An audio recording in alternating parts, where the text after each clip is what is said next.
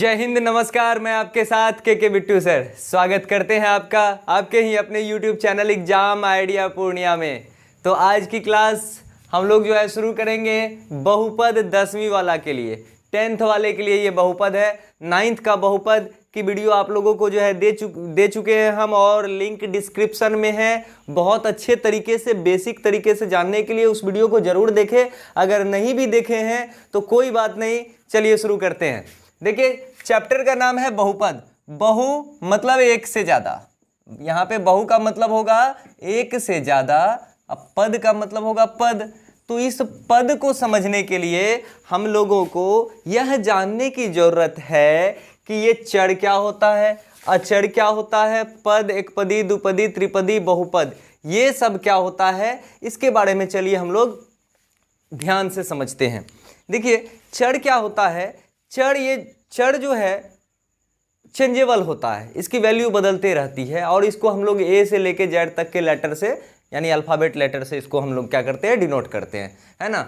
यानी जिसकी वैल्यू बदलते रहे, इसका वैल्यू कांस्टेंट नहीं होते, इसकी जो मान होती है वो नियतांक नहीं होती है। यह किसी भी वास्तविक संख्या के मान के साथ ये गुना होकर बदलते रहता है। जैसे ये x की वैल्यू अभी कुछ और है, जब इसमें 4 से मल्टीप्लाई कर देंगे यानी 4 × x, इसकी वैल्यू बदल जाएगी। x का मान अगर कभी हम 1 रख लेंगे तो ये अभी x का मान 1 है, और यहाँ पे अगर 2 रख लेंगे तो यहाँ 4 दूनी 8 हो जाएंगे। ठीक है, तो यानी वैल्यू बदलते रहती है। तो आंख बंद करके आपको ये सोचना है, जितना भी अल्फाबेट लेटर दिख रहा है, हाँ, x, y, z स्क्वायर, हाँ, a b, ये सभी क्या है, हमारा चर है। a से लेके z तक का जितना लेटर आपको दिख रहा है वो सारा क्या है, चर है। और चर के ऊपर में घात भी होता है, यानी पावर होती है। ठीक है, अगर बात हम अचर की करें तो अचर जो हमारा होते हैं सभी वास्तविक संख्या होते हैं। सभी वास्तविक संख्या आप जानते ही हैं, जितने भी वास्तविक संख्या, चाहे वो परिमेय संख्या हो या अपरिमेय संख्या हो, कोई भी संख्या हो, सभी वास्तविक संख्या है, और वास्तविक संख्या को ही अचर बोलते हैं। जैसे आप 1 2 3 5/7 √3 पाई etc, ये सारा क्या है ना, सभी का सभी अचर है। अगर हम पद की बात करें तो यही चर और अचर के गुणनफल को, ठीक है, चर और अचर के गुणनफल को हम लोग पद कहते हैं। तो देखिए कैसे, ठीक है, तो एक तरफ आप चर लिखिए, दूसरे तरफ आप अचर लिखिए, और उसका गुणनफल ही ना आपका पद कहलाता है।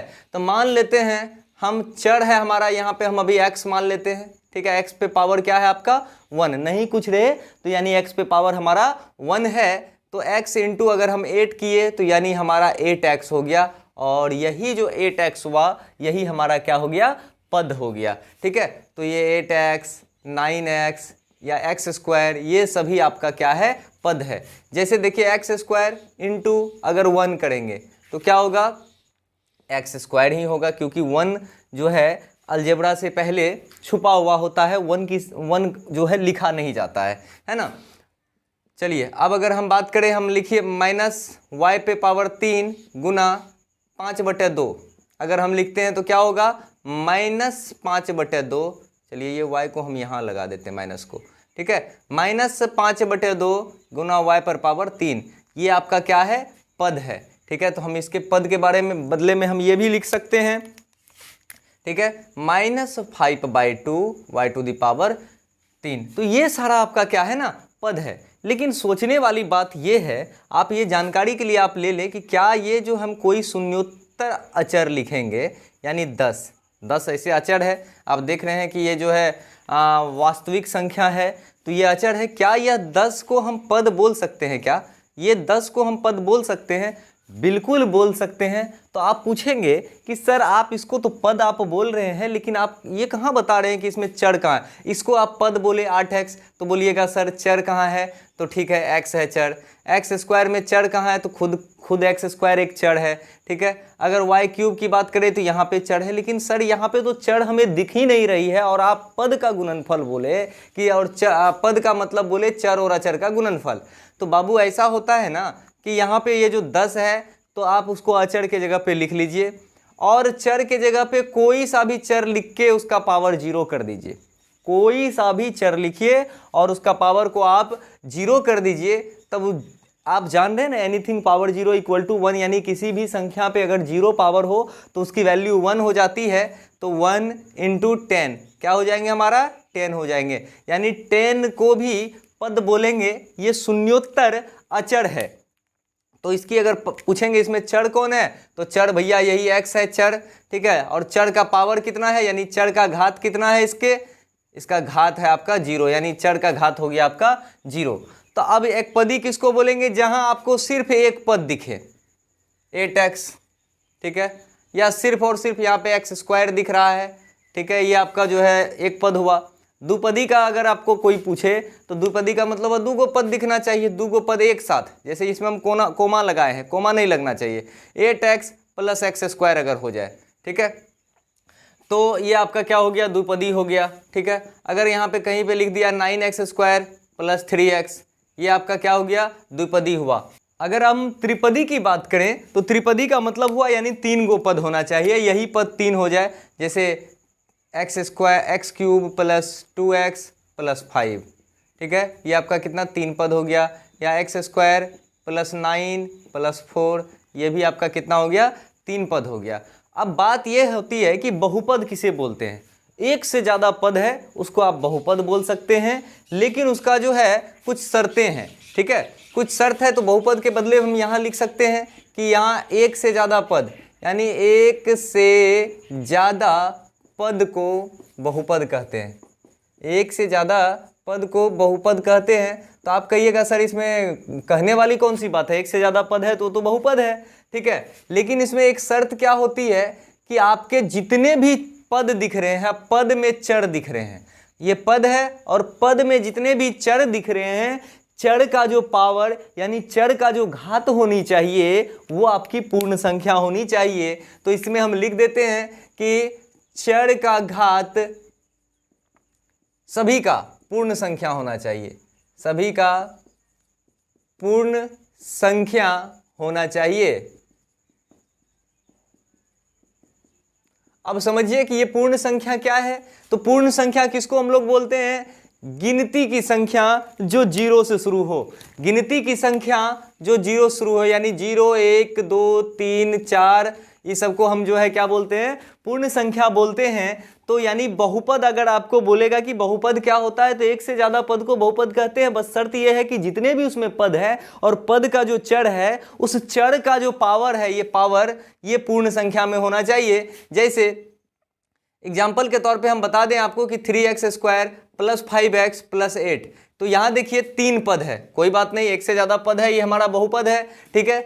अब बहुपद में जितने भी पद है उसका चर, ये आपका x चर है, ये आपका x चर है, और यहाँ भी एक x चर जो है जो कि छुपा हुआ था, वो भी अभी हम बताएंगे कैसे करना है। जैसे समझिए कि अगर ये px कहीं पे दिया रहे तो ये x का मतलब हुआ वो आपका x उसमें चर होगा और p आपका क्या है, उसमें बहुपद है। यानी इस बहुपद में आपका जो है x चर है और पूरा का पूरा क्या है, वो बहुपद है। तो चलिए हम लोग बात करते हैं कि अब इसकी पावर की बात करें, चर के पावर की बात करें, चर के घात की बात करें। घात कितना है इसमें, 2 है, तो 2 पूर्ण संख्या है, 1 पूर्ण संख्या है, 0 भी पूर्ण संख्या है, तो ये बहुपद है, ठीक है। अगर कहीं पे दे देता √2x पूरा का पूरा प्लस 9x² प्लस 7, ठीक है, इसका तो पूर्ण संख्या है, इसका भी पूर्ण संख्या है, लेकिन इसका पूर्ण संख्या नहीं है। पूर्ण संख्या मतलब क्या, ये पूरा का पूरा नंबर होना चाहिए, आधा छिधा नंबर नहीं होना चाहिए, ठीक है। अगर बात करें आपको तीसरा हम एक दे देते हैं एग्जाम्पल के तौर पे कि 7x² plus 3x to the power 1/2 minus 1/2, या -1 ही चलिए दे देते हैं, माइनस भी पूर्ण संख्या नहीं है, ठीक है, माइनस पावर 4 दे देते हैं, प्लस 6 या 8 दे दिए, ठीक है। क्या यह बहुपद है, नहीं है, क्योंकि इसका पावर तो पूर्ण संख्या है, ये आपका 2 पूर्ण संख्या है, लेकिन -4 पूर्ण संख्या नहीं है। तो आशा करते हैं कि आप बहुपद को अच्छी तरीके से समझ पाए होंगे। तो चलिए अब हम लोग समझते हैं कि बहुपद का घात क्या होता है। वैसे आप लोग तो अभी तक में जान चुके होंगे, क्योंकि आपने जो है बेसिक वीडियो जो 9th क्लास में बहुपद का हमने बनाया आधा घंटा का वीडियो है, उसे ज़रूर देखें, क्योंकि उसमें और भी बहुत अच्छे तरीके से समझाई गई है। तो चलिए देखते हैं कि ये जो घात है, घात क्या होता है बहुपद का घात। आप तो कहिएगा सर घात मतलब पावर होता है। जी एग्जैक्ट, बिल्कुल, घात मतलब पावर होता है बहुपद के सभी पदों में। तो ये मान लीजिए ये पूरा का पूरा बहुपद का सभी पद है, एक पद है, दो पद है, ये तीसरा पद है, ठीक है। बहुपद के सभी पदों में अधिकतम घातांक यानी सबसे बड़ा जो घातांक होगा, घातांक क्या है, मान लीजिए ये है भोला बाबा आपका, ठीक है, ये है भोला बाबा, ये है भोला बाबा, ये है भोला बाबा आपका। भोला बाबा का जो चंद्रमा है, ये जो चंद्रमा है आपका, इसका यानी चंदा मामा जो है, ये चंदा मामा आपका हो गया घातांक, चंदा मामा हो गया घातांक। और ये जो महादेव है, देवों के देव महादेव, ये हो गया आपका आधार। तो समझिए घातांक किसको बोलते हैं। अगर घातांक को अगर हम लोग तोड़े तो क्या होता है, घात जोड़ अंक। घात जोड़ अंक का मतलब ये हुआ कि उस पे कौन से अंक का घात दिया हुआ है, कौन से अंक का पावर दिया हुआ है, ठीक है। तो यहाँ पे आप देखिए कि ये सभी पदों में क्या बोला, सभी पदों में अधिकतम घातांक, ये पद है, ये पद है, ये पद है, सभी तीनों पदों में देखिए कि सबसे अधिकतम घातांक किसका है, तो यानी कौन है, वो 2 है। इसका क्या है, 1 है, इसका नहीं कुछ है, 0 है, यानी किसका, x का घातांक जो है इसका 0 है। तो 0, 1 और 2 में जो बड़ा है वही इसका क्या हो गया, बहुपद का घात हो गया। तो यानी इसका घात बराबर हो गया आपको 2। घात की इंग्लिश होती है डिग्री, ठीक है, यानी डिग्री ऑफ पॉलिनोमियल, डिग्री। अगर बात करें, चलिए दूसरा एग्जांपल हम लोग लेते हैं, 9x² + 7x³ + 4x², ठीक है, ये आपका बहुपद है। इसमें बताइए कि क्या घात होगा, इसका घात कितना होगा। तो 2, 3, 2, ठीक है, 2, 3, 2, ठीक ना, यानी सबसे अधिक क्या है, 3 है, तो इसका घात हमारा कितना हो जाएगा, 3 हो जाएगा, ठीक है। 7x + 4 है, तो इसमें देखिए चर का घात कितना है, इसका 1 है, ये जान रहे एक शून्योत्तर अचर है, तो इसका 0 होगा चर का घात, ठीक है। तो ये आपका कितना होगा, ये आपका होगा घात 1, इसकी घात कितनी होगी, 1। अगर इसकी घात की बात करिए तो यहाँ पे देखिए 6, 7, 8, तो इसकी घात क्या हो जाएगी, 8 घात। ये 8 घात वाला बहुपद है, ये 1 घात वाला बहुपद है, ये 3 घात वाला बहुपद है, और ये जो है आपका 2 घात वाला बहुपद है। तो चलिए अब हम लोग देखते हैं कि बहुपद का घात में किसको क्या बोलते हैं। एक घात, आपने घात समझ लिया, अधिकतम घातांक, पदों का अधिकतम घातांक को हम लोग जो है घात कहते हैं। एक घात वाला रैखिक बहुपद कहलाता है। और उसकी रूप की बात करिए, ये सारा हम आपको रूप लिख रहे हैं, ये रूप यानी px, p फॉर पॉलिनोमियल यानी बहुपद, x फॉर चर यानी ax + b।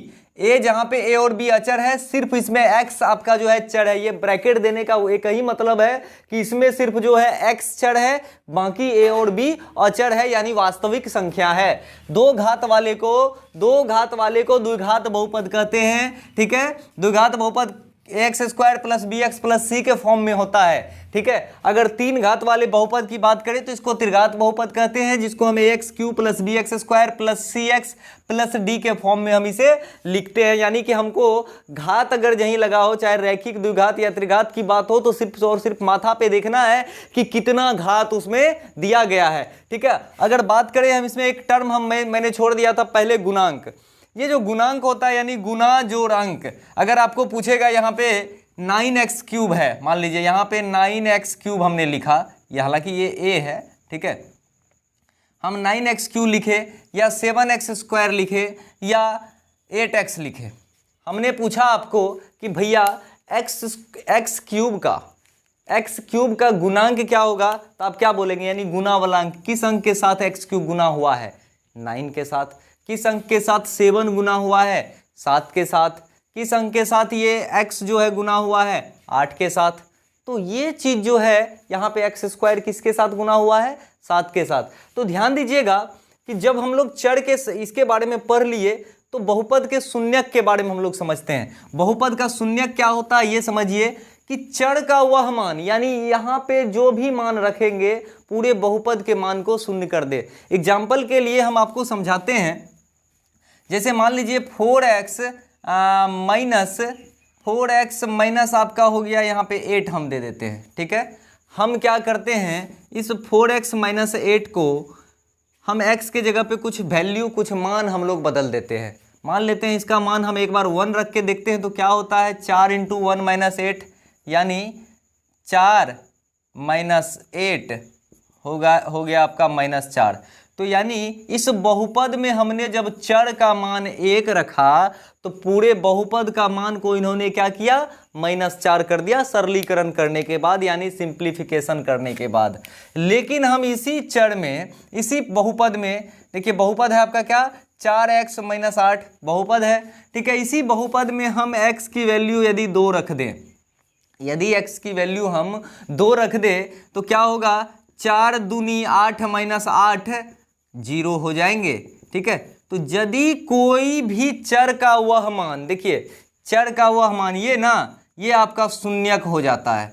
चर का वह मान जो पूरे बहुपद के मान को शून्य कर दे उसे ही हम लोग शून्यक कहते हैं। जिस तरह से चिकित्सा करने वाले को चिकित्सक, शिक्षा देने वाले को शिक्षक कहते हैं, तो भैया शून्य करने वाले को भी शून्यके न कहेंगे। तो ये कौन शून्य करने का काम कर रहा है, ये 2। तो अगर आपसे मैं पूछूं कि किस बहुपद में कितने शून्यक होंगे, तो जिसकी जितनी घात रहेगी उतने ही उसके शून्यक निकलेंगे, ठीक है।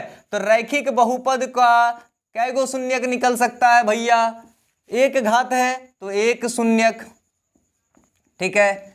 1 घात 1 शून्यक, 2 घात है तो इसका 2 शून्यक निकलेंगे, ठीक है। अब कहिएगा यानी कि 2 गो ऐसा अंक होंगे, ऐसा संख्या होंगे जब उसको x के जगह यानी चर के जगह पे हम रखेंगे द्विघात बहुपद में, वो आपको क्या कर देंगे, पूरे बहुपद के मान को शून्य कर देंगे। और त्रिघात बहुपद की बात मैं करूं तो आपको इसके 3 शून्यक निकलेंगे। तो ध्यान दीजिएगा बहुपद का मानक रूप क्या होता है, हालांकि ये बताने की जरूरत नहीं है, लेकिन आप लोग इसे समझते ही होंगे कि कोई भी बहुपद को यदि लिखिए तो सबसे पहले उसको सजाइए। जैसे मान लीजिए 3x² plus 6x², 3x plus 6x² minus 7 यदि आपको यहाँ पे दे दिया कुछ भी, ये बहुपद है आपका, ठीक है। ये बहुपद है तो इसको इस तरह से लिख देते हैं, इसमें x हमारा चर है, ये पूरा बहुपद है। लेकिन इसे अगर किसी भी तरीके से जब आप सॉल्व करने के प्रयास करेंगे तो बहुत कठिनाई होगी। किसी भी तरीके का सॉल्व अगर आप करिएगा तो कठिनाई जरूर ही होंगी। तो इसके लिए आप क्या करिएगा कि घात को अवरोही क्रम में यानी बड़ा से छोटा में घटाना है। तो सबसे बड़ा घात किसका है, ये वाले पद का, तो 6x² लिखेंगे।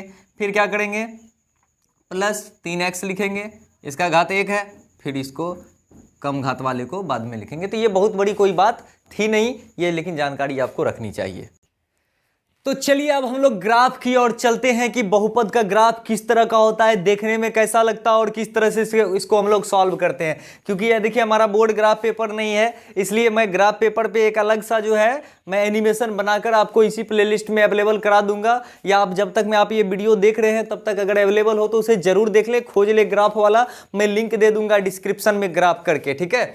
अब देखिए ग्राफ क्या होता है कि जब कोई भी बहुपद में x अक्ष को जितना बार काटता है यानी शून्यक के आधार पर, रैखिक बहुपद का 1 शून्यक होता है तो देखिए x अक्ष को ये 1 बार काटेगा। द्विघात बहुपद का 2 शून्यक होता है तो ये x अक्ष को 2 बार काटेगा द्विघात बहुपद का, ये देखिए। और दूसरी चीज मैं बता दूं कि x अक्ष क्या होता है, x अक्ष वो अक्ष होता है जैसे ये वाला क्षैतिज रेखा वाला, तो ये भी x अक्ष है, ये भी है। जितना भी आपका क्षैतिज रेखा पर खींचा गया रेखा होगा वो आपको x अक्ष होगा। तो ये जो x अक्ष है आपका, ठीक है, इस x अक्ष पे आपका y जब 0 हो जाए तब वो हुआ x अक्ष। अब यहाँ पे अगर मान लीजिए ये है तो ये भी x अक्ष है मान लीजिए, लेकिन यहाँ पे x भी कुछ और हो जाएंगे, मान लीजिए ये आपका 5 हो जाएंगे x और ये आपका मान लीजिए 2 हो जाएंगे y, तो ये आपका x अक्ष नहीं हुआ। तो यानी x अक्ष का वो मतलब होता है कि जब y आपकी क्या हो जाए, 0 हो जाए और x का कुछ ना कुछ मान निकल जाए, ठीक है। अब देखिए दूसरी चीज ये बता दूं आपको कि जितना शून्यक होगा उतनी बार वो क्या करेंगे, x पे काटेंगे। ये आपका जो है रैखिक बहुपद का हो गया। ये द्विघात बहुपद में देखिए, द्विघात बहुपद का ये इसलिए हुआ क्योंकि ये 2 जगह काट रहा है, और ये देखिए ये भी 2 जगह काट रहा है। त्रिघात बहुपद में 3 जगह काटेगा, मान लीजिए इस तरह से काटेगा, ये 3 जगह काट दिया। अब समझिए बात को कि ये जो परवल के आकार का हमने क्यों बनाया, परवल आकार, हमको परवल की सब्जी बहुत पसंद है ऐसा नहीं है। देखिए जब एक्स स्क्वायर का गुणांक धनात्मक हो इस तरह से, देखिए ये एक्स स्क्वायर का गुणांक अभी मैंने समझाया आपको क्या होता है कि ये चर के साथ जो गुना भेल होता है ये अगर धनात्मक है यानी प्लस में है तो परवल ऊपर की तरफ खुलेगा, ये परवल आपका ऊपर की तरफ खुलेगा। यदि एक्स स्क्वायर का गुणांक ऋणात्मक हो, जैसे ये देखिए ये -3 ऋणात्मक है तो ये परवल इसका मुंह जो है नीचे की ओर खुलेगा। तो यही था हमारा क्या ग्राफ। और भी विशेष तरीके से समझने के लिए हमारा ग्राफ पेपर वाला वीडियो जरूर देखें। तो चलिए अब हम लोग चलते हैं कि बहुपद का शून्यक कैसे निकाला जाता है। फिर जब वो शून्यक निकाल लेंगे तो शून्यक और बहुपद का जो गुणांक होगा उसके बीच जो है संबंध निकालेंगे, सत्यता की जांच करेंगे। ठीक है, तो चलिए हम लोग सबसे पहले रैखिक बहुपद का शून्यक निकाल लें। तो देखिए रैखिक बहुपद का दो ठो हम जो है क्वेश्चन दिए हैं, रैखिक दो रैखिक बहुपद दिए, इसको आप लोग सॉल्व करिए। देखिए कैसे रैखिक बहुपद का कै ठो शून्यक अधिकतम निकलेगा, एगो निकलेगा, क्योंकि घाते एको है तो शून्यक कै गो निकलेगा, एक गो ना निकलेगा जी। हाँ, तो आप देखिए 4x + 3 आपका इसका शून्यक निकालना है, यानी x की वो वैल्यू निकालनी है जो पूरे बहुपद के यानी ये पूरे के मान को 0 कर दे। तो ठीक है 4x आप प्लस करेंगे 3 इक्वल टू करेंगे 0, और यहाँ पे हम x की वैल्यू तो अभी x ही रहने देते हैं। अब x की वैल्यू का क्या जरूरत है, ठीक है 4x + 3 को इधर ले आएंगे तो ये हमारा होगा -3, x को पकड़ के रखेंगे, भागा में है तो यहाँ आएगा, इस तरफ आएंगे तो ये इधर गुना में है, इधर आएंगे तो ये भागा में हो जाएंगे। x इक्वल टू ये हो गया -3/4, तो ये आपका रैखिक बहुपद का ये शून्यक हो गया। ये अब देखिए 2x - 4 है, ठीक है x इक्वल टू हो जाएगा -4, उधर गया तो +4, यहाँ पे बराबर के बाद आप 0 देना ना भूले। ठीक है, अब देखिए 2x इक्वल टू 4 हो गया। अब x ये दोनों आपस में गुना में है तो 4/2, यानी x की वैल्यू आ गई 2, यानी कि ये आपका शून्यक हो गया। अगर अब चले हम लोग द्विघात बहुपद के ऊपर में, तो द्विघात बहुपद के ऊपर में चलने से पहले मैं आप लोगों को कुछ तरीका बता दूं, कुछ स्टेप्स बता दूं। मैं यहाँ पर उस स्टेप्स को लिखूंगा, ठीक है, उस स्टेप के आधार पर आपको चलना है कि बहुपद का शून्यक कैसे लिखा जाता। मैं यहाँ पे स्टेप लिखूंगा और वहाँ पे मैं आपको करके दिखाऊंगा लाइव डेमो। ठीक है, देखिए सबसे पहले क्या करना है, ये आपका देखिए ax² + bx + c के फॉर्म में है। ठीक है, ये आपका द्विघात बहुपद है, यानी इसका शून्यक जो निकलेंगे 2 शून्यक होंगे इसका। ठीक है, 2 शून्यक इनके निकलेंगे।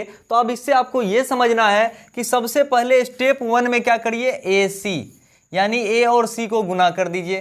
तो x² और 8 को जब आप गुना करेंगे तो कितना होगा, यहाँ देखिए -8 होगा, है ना, -8 होगा। और -8 को आप गुणनखंड कर, -8 का आप गुणनखंड करिए।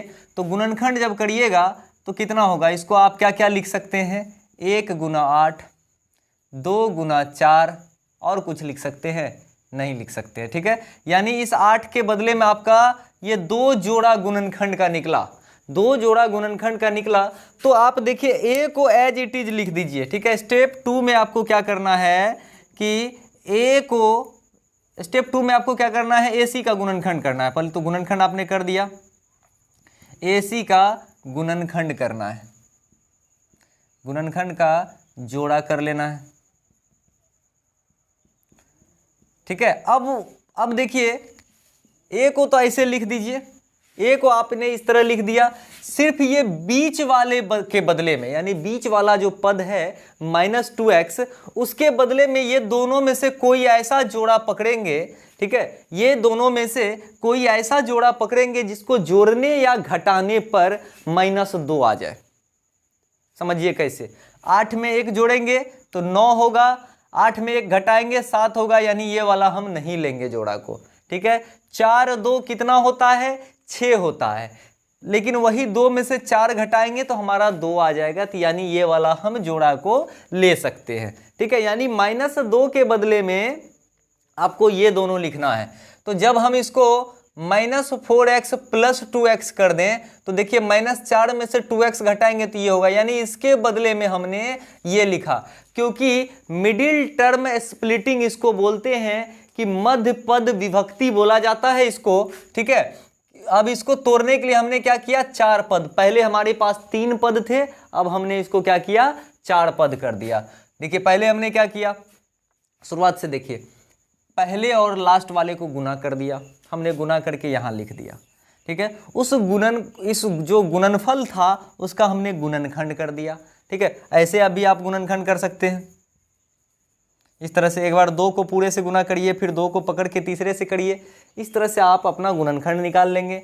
दूसरी चीज, इस बीच वाले के, पहले और लास्ट वाले को तो गुना किए थे, बीच वाले का क्या करना है, कुछ करना है ना इसका, तो ये करना है कि -2x के बदले में वो चीज लिखेंगे, यहाँ पे वो जोड़ा लिखेंगे जो गुना करने के बाद इसके गुणनफल के बराबर हो, यानी इसके बराबर हो। देखिए 4 दूनी 8x², ये दोनों को गुना करिए, वही बात हो रहा है, यानी गुना करने के बाद ये दोनों का पहले और आखिरी वाला का गुणनफल हो और जोड़ने या घटाने पर ये हो। तो हमारा बताइए, क्या इसके बदले में हम ये लिख दिए हैं तो कोनो घाटा है क्या, कोनो दिक्कत है क्या, नहीं ना। अब हमारे पास 4 पद हो गए, 4 पद में जो है बंटवारा कर दीजिए 2-2 पद करके, ठीक है। तो 2 पद करके हम बंटवारा कर देते हैं, तो इसमें से x यदि कॉमन निकाल लें, ये इसमें से हम कॉमन अब निकाल लीजिए, ये दोनों में x हमारा कॉमन है, इसमें भी x है, इसमें भी x है, तो यहाँ हमारा बच रहा है सिर्फ x, ठीक है। x² में से एक x निकाले, इसमें से निकाले तो बचा 4।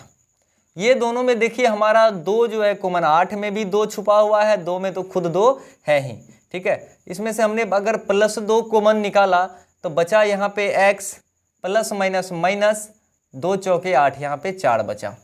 तो आपको ये भी ध्यान रखना है मिडिल टर्म स्प्लिटिंग यानी मध्य पद विभक्ति के समय में कि आपके ये जो ब्रैकेट है ये बराबर में होनी चाहिए, जो इस ब्रैकेट में है वही इस ब्रैकेट में होनी चाहिए, नहीं तो आपकी सवाल गलत हो जाएगी। अब जो बाहर में है उसको आप अलग लिख लीजिए, x और +2 है, x +2, जो अंदर में है उसके बदले में, दोनों के बदले में कोई एक लिख लीजिए, कोई एक क्या, सेम ही चीज है, कुछ भी लिख लीजिए, है ना। अब देखिए आपका ये 2 रैखिक बहुपद आपको मिल गए, ये और ये दोनों रैखिक बहुपद है आपका। तो बाकी आपने रैखिक बहुपद का शून्यक तो निकालने के लिए आपको पता ही है कैसे निकालते हैं आप, ठीक है। इसको क्या करिए, सिर्फ और सिर्फ बराबर के बाद 0, बराबर के बाद 0 डाल दीजिए। आपने डाल दिया बराबर के बाद 0, और यहाँ पे x की वैल्यू आपने क्या निकाला, +2, उधर गया तो -2, और यहाँ पे 1 निकला 4, यानी एक शून्यक आया -2 और दूसरा शून्यक आया आपका 4, ठीक है। ये 2 और 4 में आप एक को मान लीजिए अल्फा और दूसरे को मान लीजिए बीटा। ध्यान दीजिए, एक शून्यक को आपको मानना है अल्फा और दूसरे शून्यक को मानना है आपको बीटा, ठीक है। जब आप अल्फा और बीटा मान लीजिएगा, ठीक है, तो इसके सत्यता की जांच करना है किनके बीच, इनके गुणांकों के बीच। तो सबसे पहले हम लोग ना इसका गुणांक लिख लेते हैं, ठीक है। इस बहुपद का हम गुणांक लिख लेते हैं। गुणांक यानी क्या, a b c, a बराबर आपका नहीं कुछ है तो यहाँ पे 1 है, और b बराबर -2 है, और c की बात करिए तो आपका -8, ये आपका गुणांक। और आपका अल्फा और बीटा आपका शून्यक है, अल्फा आपका ये है, बीटा ये है, alpha plus beta equal to होता है -b है, b/a, यानी अगर इसको भाषा में लिखें तो शून्यकों का योग, ये दोनों शून्यक है, शून्यक का योग बराबर होता है -b/a, और शून्यक का गुणनफल यानी अल्फा इंटू बीटा बराबर होता है c/a। तो हम लोग इसको सत्यता की जांच करते हैं, वेरिफिकेशन करते हैं। अल्फा प्लस बीटा यानी आपको -2, ठीक है। चलिए हम लोग इसको कर लें, -2, अल्फा है आपका -2 और बीटा है आपका 4 + 4 इक्वल टू, अब देखिए -b है यहाँ पे, तो यानी माइनस तो एक फार्मूला से हमने माइनस लिया, और b आपका -2 है, ये आपका हमने लिख दिया। a कितना है, 1 है। करिए, 4 में से 2 गया, यहाँ पे बचा 2, ठीक है, और -+2 भागा 1 हो गया 2। तो आपका यानी अल्फा प्लस बीटा वाला का सत्यता की जांच आपने कर लिया है। अब अल्फा गुना बीटा का करें, अल्फा बीटा का करें तो -2 गुना 4, यहाँ पे अल्फा आपका -2 गुना 4 बराबर c आपका क्या है, -8, और a आपका कितना है, 1 है। तो 2 चौके -8 इक्वल टू -8। तो यहाँ भी आपने सत्यता की जांच कर ली, यानी वेरिफिकेशन हो गया।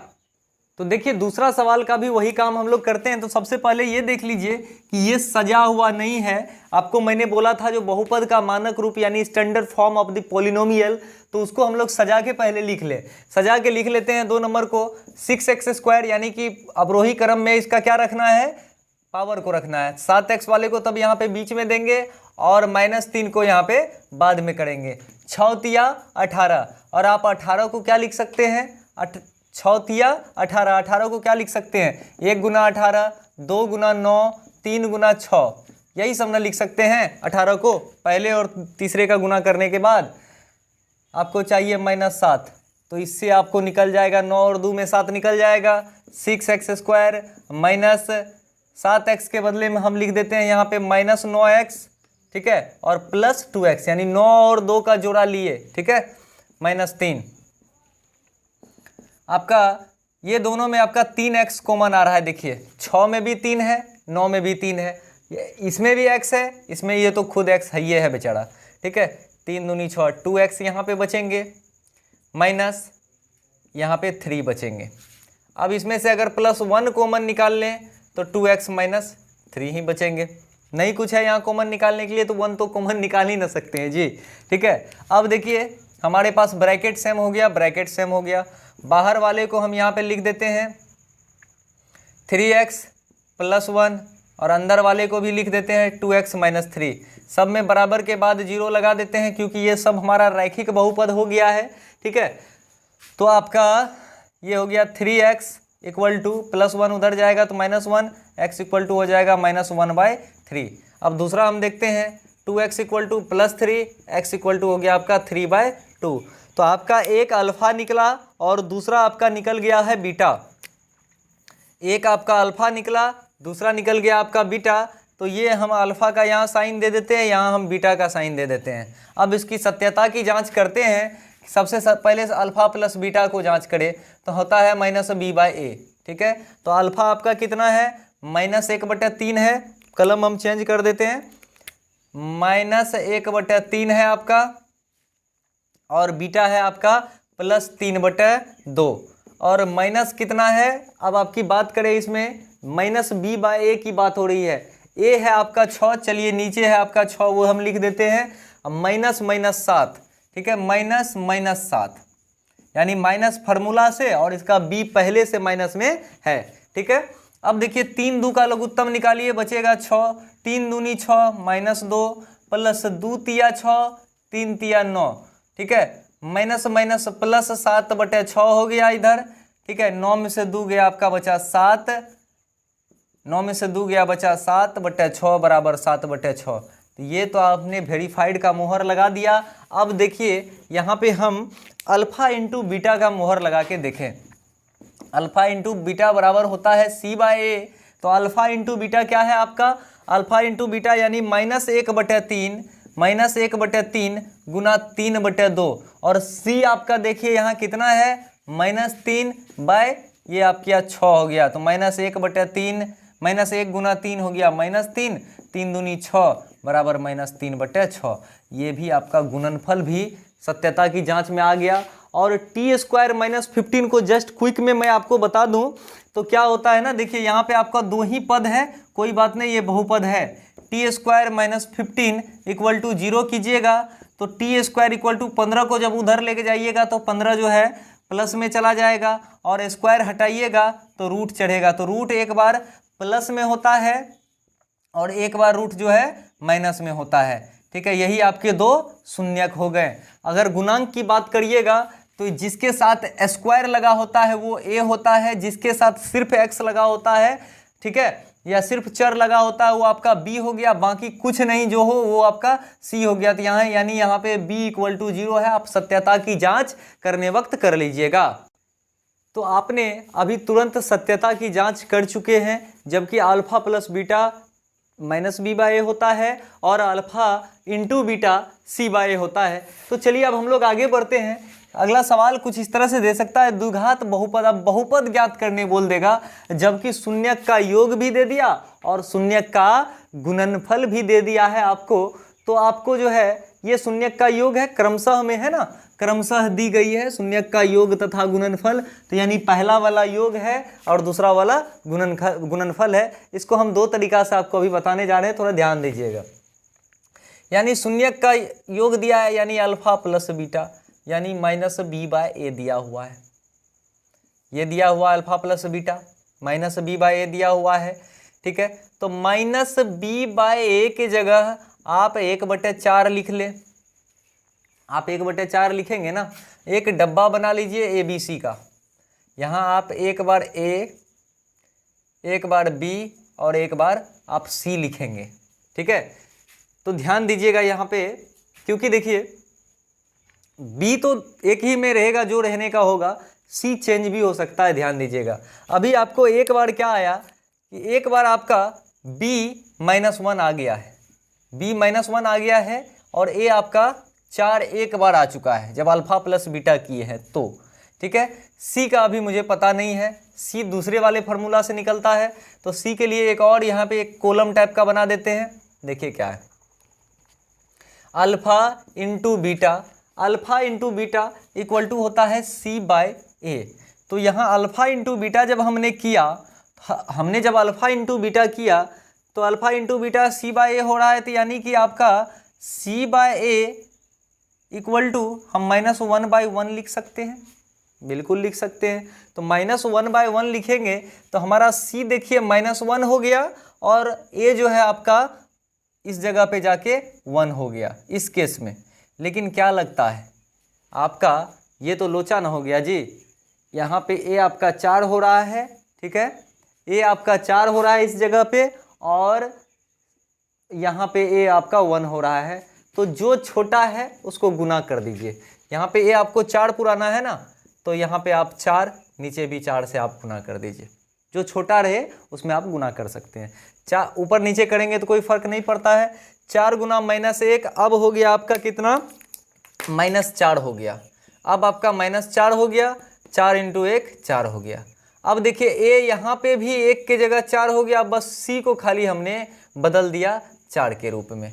ठीक है, तो अब इससे हमको ये समझ में आ गया कि अब हमको फाइनली मिला a बराबर 4, b बराबर -1, c बराबर 4।